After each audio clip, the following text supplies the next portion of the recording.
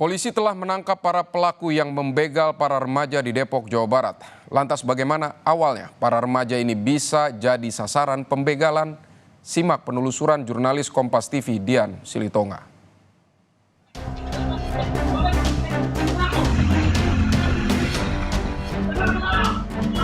Yang penting menurut mereka ini bisa ditarget, lemah, dan gampang diambil, itu jadi target mereka.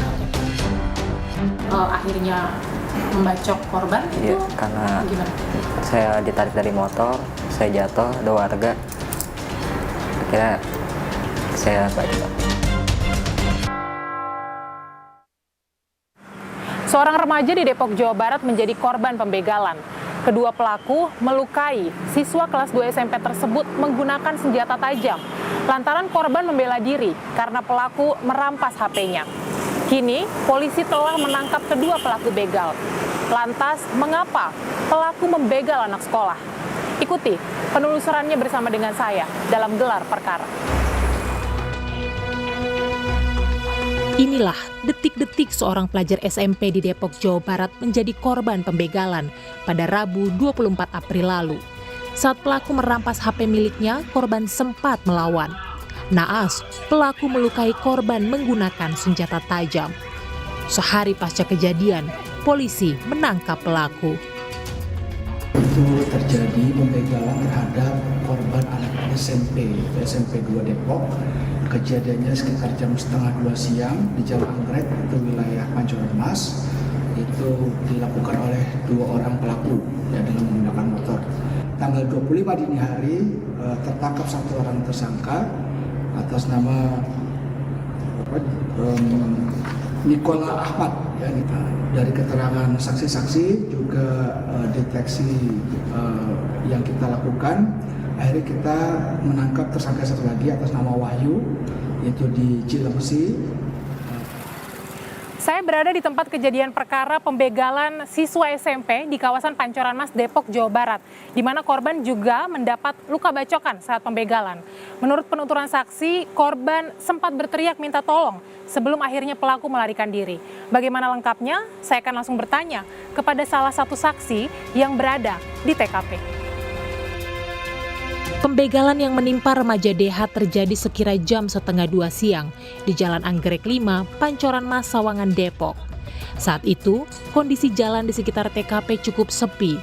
Beruntung, saat kejadian, sejumlah warga mendengar teriakan korban minta tolong. Salah satunya, Syarifuddin. Kurang lebih setengah 2 siang. Setengah 2 siang. Ya, Memang kurang kalau lebih. di daerah sini, kalau siang itu sepi Memang atau? sepi di sini. Oh, memang sepi ya, Pak? Tapi saya kan waktu sama istri saya lagi nonton TV itu, lihat berita.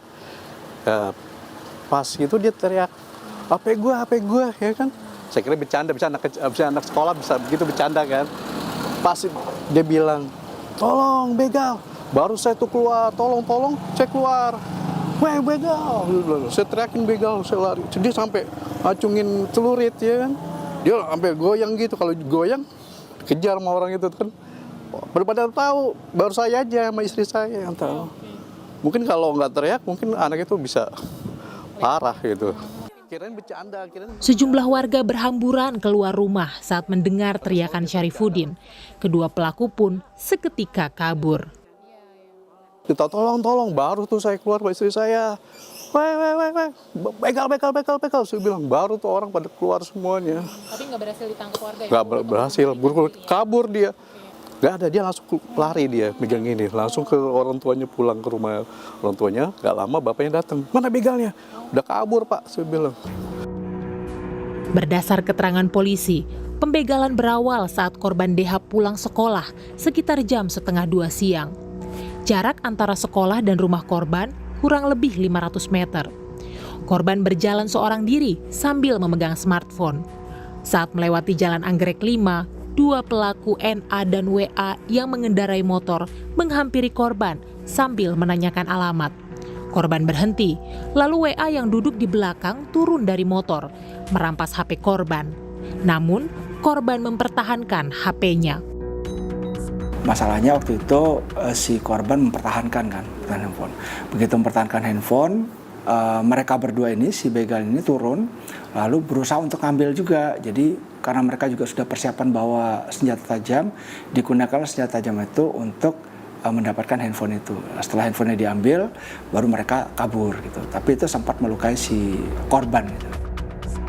Dalam aksinya, kedua pelaku mencari mangsa secara acak.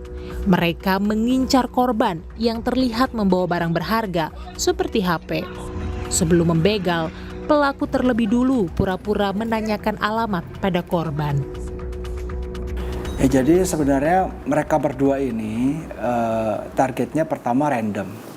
Jadi mereka hanya muter-muter aja ya begitu cari target. Mana yang kira-kira bisa mereka ambil. Dan ini berdasarkan penglihatan kasat mata. Sebenarnya kalau anak sekolah ini nggak bawa handphone, nggak kelihatan itu mungkin nggak diambil. Nah jadi mereka lihat yang kasat mata, oh yang ini lagi bawa handphone nih di tangan, terus langsung diambil. Dan kira-kira menurut mereka lemah, itu langsung diambil. Polisi menyebut motif kedua tersangka membegal untuk memenuhi kebutuhan ekonomi. Mengakui ini untuk memenuhi kebutuhan ekonomi mereka gitu. Tapi saya sampaikan sama mereka bahwa ya kalau kegiatan ini dilakukan sebagai pembenaran untuk memenuhi kebutuhan ekonomi kan juga nggak betul ya, karena bisa aja kerja kan ada yang lain, nggak harus begal gitu. Kedua tersangka NA dan WA baru sekali membegal. Dalam sehari, keduanya membegal 3 korban.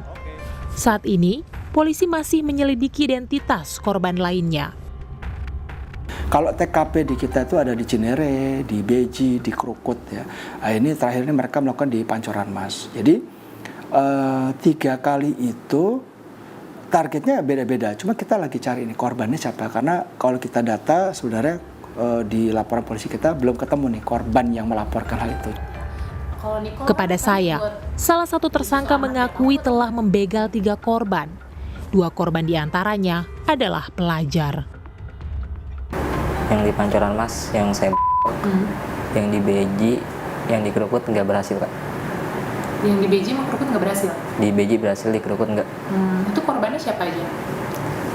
1 perempuan, 2 laki-laki. 1 perempuan, 2 laki-laki. Iya, Kak. Tersangka WA menyebut tak memiliki target khusus saat membegal. Jika ia melihat seseorang berjalan sendirian di tempat sepi sambil membawa barang, mereka akan membegalnya. Kedua tersangka berbagi peran. NA sebagai joki motor, sementara WA bertugas membegal. Gua begal nih, nah itu apa? Biasa pertimbangannya, apakah udah survei dulu beberapa menit, lihat situasi dulu, atau on the spot aja, di depan mata ada yang pegangnya? On the spot aja, ada di depan mata.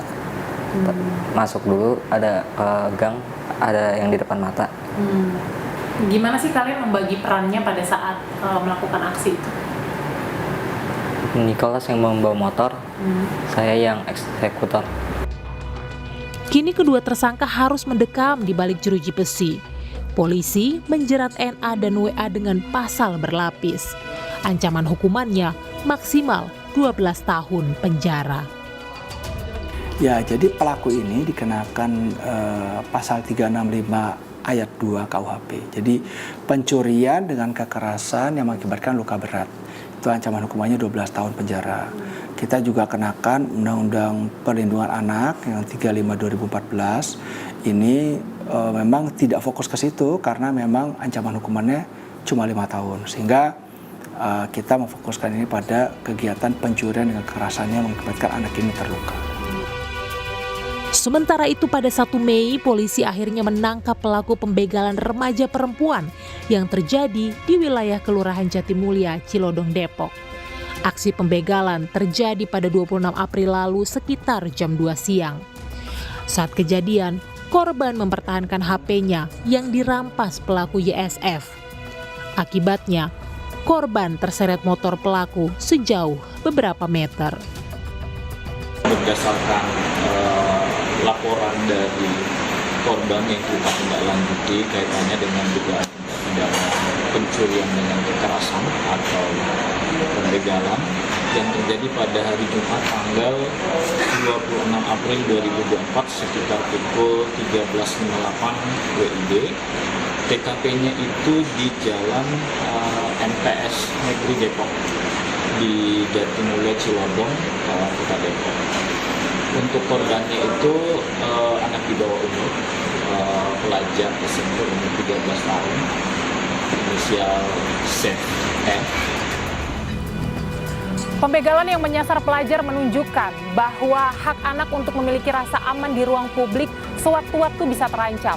Lalu, apa yang bisa dilakukan agar anak tidak menjadi sasaran kejahatan di jalanan? Ikuti ulasannya, tetap bersama saya di Gelar Perkara.